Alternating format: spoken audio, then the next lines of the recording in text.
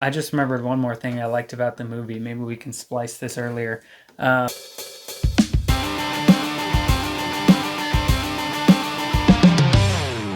I'm Dylan. And I'm Ryan. Welcome back to Adaptation Station, the show where we review books and their movie adaptations. One of us reads the book before watching the movie, the other watches the movie and then reads the book. We give you our recommendation for which order gives you the best experience. And today we are talking about N.W. I read the book first, so I'll tell you about the book. N.W. is the fourth novel by the British writer Zadie Smith, published in 2012. It's about a group of characters living in northwest London, hence the title N.W. It's about authenticity. It's about what it means to keep it real. It's mostly about a lifelong friendship between two women, Leah Hanwell and Keisha Natalie Blake. It's described as a tragic comedy. The critic and writer Philip Hensher wrote in his review of N.W. that it's, quote, intensely funny in its disillusioned way, both laughing with its characters and sometimes in angry judgment at them. He went on to call the book a joyous, optimistic, angry masterpiece. But that's just one critic's opinion. So let's look at the Goodreads users' scores for the book. On Goodreads, N.W. has a 3.48 out of 5. On our scale, that's a 6.96, basically a 7 out of 10.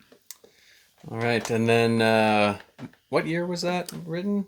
The 2012. 2012. All right, so 4 years later in 2016, it was adapted into a BBC movie, a TV movie directed by Saul Dibb, and it stars Nikki Amuka Bird as Keisha, Natalie, Phoebe Fox as Leah, O.T. Fagbenley as Felix, and Richie Campbell as Nathan. And has the same basic plot points as the book, So we'll get into that later. And on Rotten Tomatoes, it actually has no ratings. Oh, really? 0 ratings for anything. So there is no Rotten Tomatoes score for this one. Not enough people watch British made-for-TV movies I guess to not. have. It was a little tough to find. You have a DVD copy. I had to subscribe to BritBox on a trial to stream it. Watch it. Yeah. And it's funny because on there it's not a whole movie.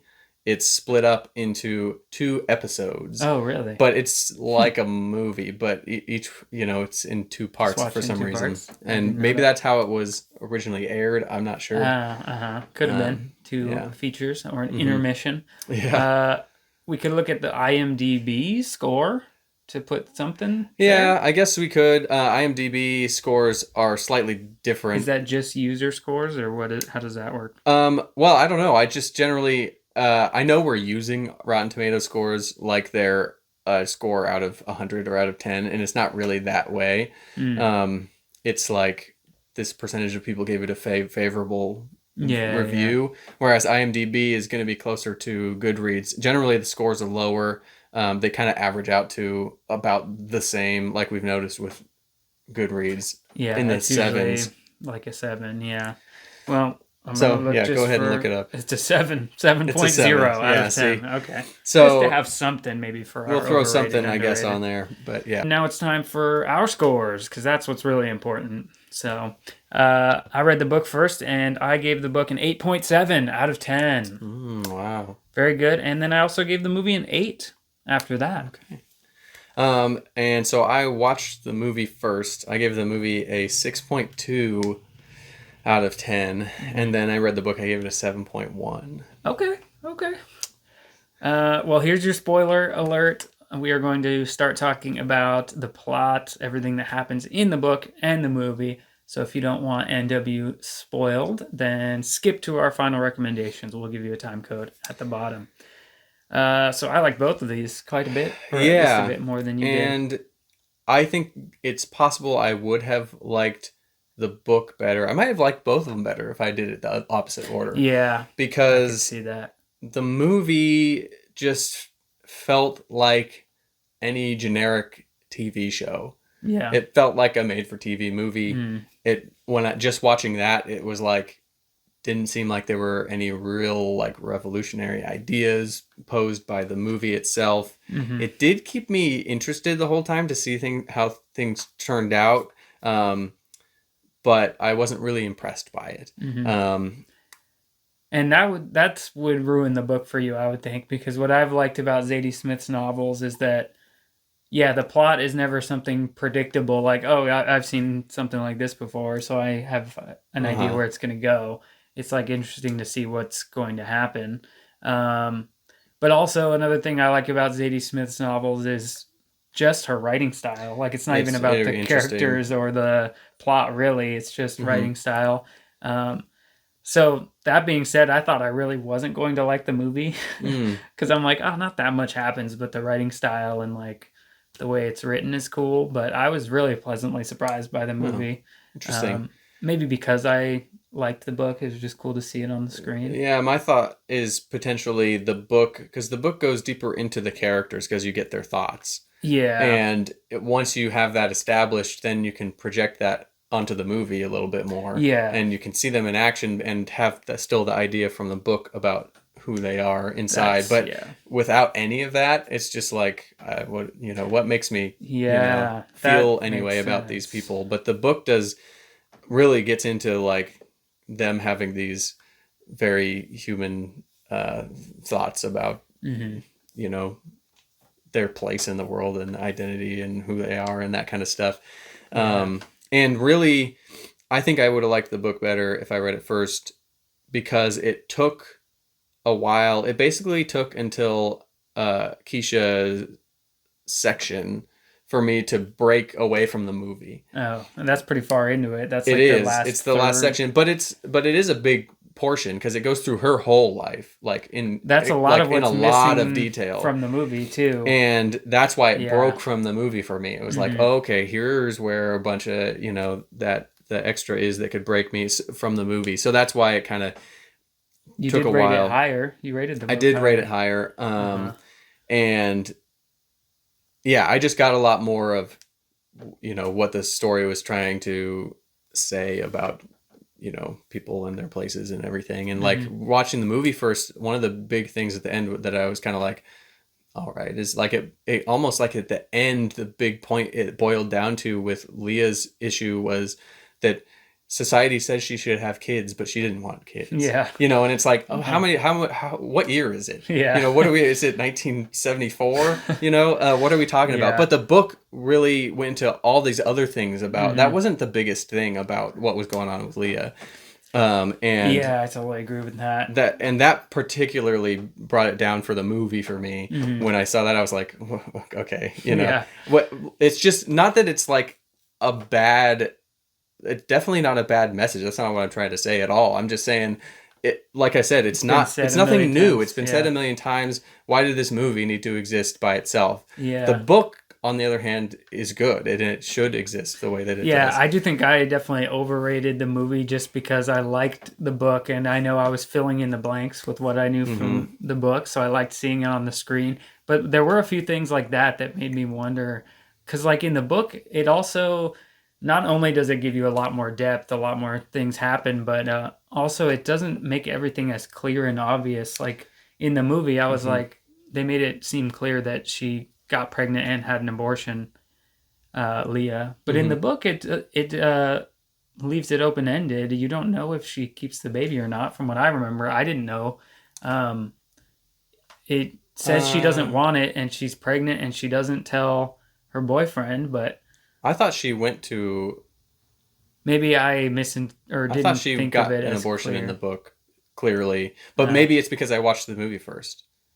Yeah, well, that's another thing I wanted to ask you, because I thought at the end of the book, also for backstory, this was my second time reading this book. I had read it before. Okay. So I was rereading it, and I actually liked it a little bit better than the first time I read it. I could see that because, like, it is kind of tough to be like, what is happening in this book? Because it's a lot of things told through just people's thoughts, but it's not a lot of like, this happened and then they did this and then this person did this and it especially when it switches to Felix and you're like, why, who is this guy? Like, I did like Felix's part in the movie where the first time I read the book, the middle part, I felt like kind of slow. Like, why is it in there with Felix?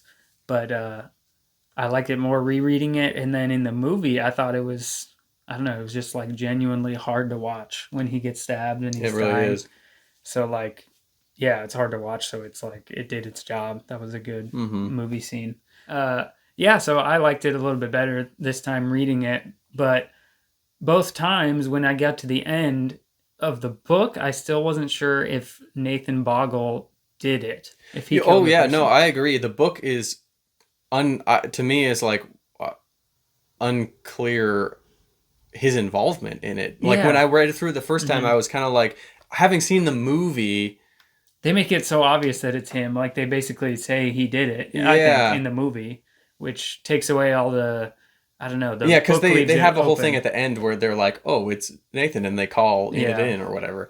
But in the It, book, I was ready for that part because also in the movie, maybe I was just like uninterested and didn't pay attention. And I didn't remember that Nathan had anything to do with that. mm, If I even knew it at all. Like I knew that they realized that. So I was waiting kind of in the book for it to explain that, and then I mm, was even more unsure about that. So I was yeah. like, "Oh, I what?" like that about the ending of the book because it leaves it open to interpretation, and the ending is like, I don't know, Keisha and Leah reconnect over it, but it's such a small thing where they're like, Mm, "Oh, we don't know if he did it. We don't know if he was even involved at all, but it's something. We can call the police together and just mm-hmm. say it's a suspicion or like."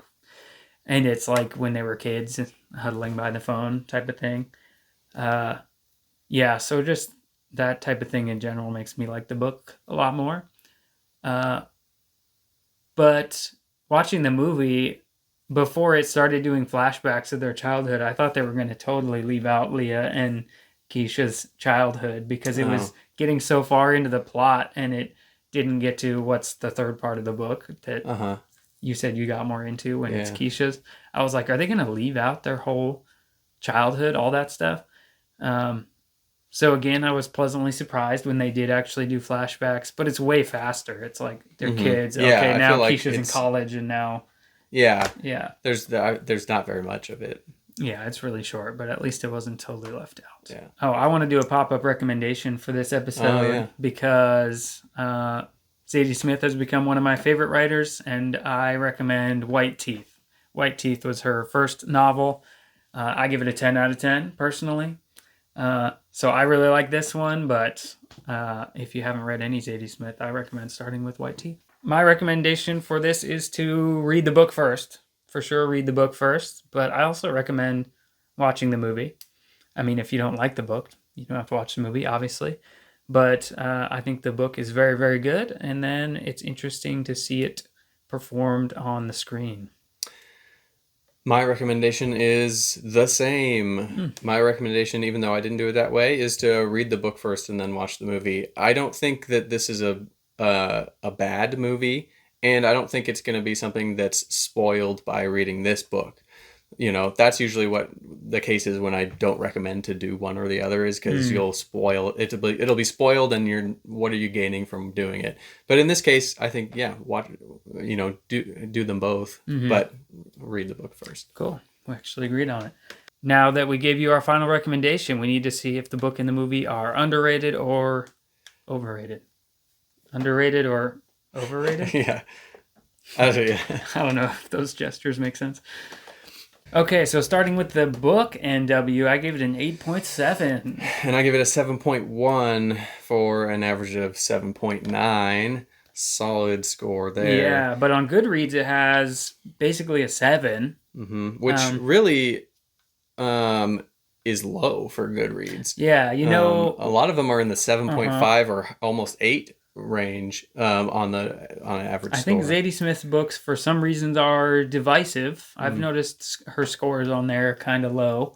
Of course, I think they're low, but according to So, both of ours, it's according to both of us, underrated. it's underrated by a good amount. Yeah, So, almost a full point underrated for the book. And as for the movie, I yeah, gave it an 8. I gave it a 6.2 Averages out to a 7.1. Right, which is pretty about where the IMDb score has it at 7. So properly rated on IMDb. But Rotten Tomatoes has It's not even rated. ratings, So that's very it's underrated. Get out there and rate it. Yeah, please watch the movie. We should go rate it on. Yeah, we need to make some accounts of it. Huh? We should just be logging all our scores there at this point. Yeah. Now we should see where both of these land on our ongoing list of everything we've read and watched. So this is out of 28 things total, yeah? 28 books and movies. Total. We're pretty far apart with these scores that we gave each of these books in the movie. The book hits pretty high up there, actually. Number 7. That's pretty good. I'm happy about that. Which is in almost the top... actually, it's in the top quarter, because we got 28 things. It's number 7. It's in the top 25% of everything that we've done. I like that. It's pretty high, right underneath Drive My Car, above the Green Mile movie. Mm-hmm. But then the movie is way down there at 21. Underneath the Black Phone movie. That one was better. But above All the Pretty Horses movie. Okay, that's fair. I like seeing Zadie Smith that high up, because obviously I rated it higher myself. But you'll see our personal ratings at the end of the season, so stay tuned for that. And before we sign off here, remember to check out our books. We have links down in the description for where you can order the books we have available. Follow us on Instagram to stay tuned. And next month... What are we doing next month? Next month we are doing the Shakespeare play Twelfth Night and the movie adaptation with starring Amanda Bynes and Channing Tatum. Write it on the back. She's the man. She's the man. Yeah, so if you want to read and or watch for next month's episode, 12th Night, she's the man. All right, viewer, you tell me, which is better, the book or the movie? Let us know in the comments below. Stay tuned by clicking the bell and subscribe to the channel. Tell your friends to tune in too. You can click another video now. Thank you. Bye. Bye.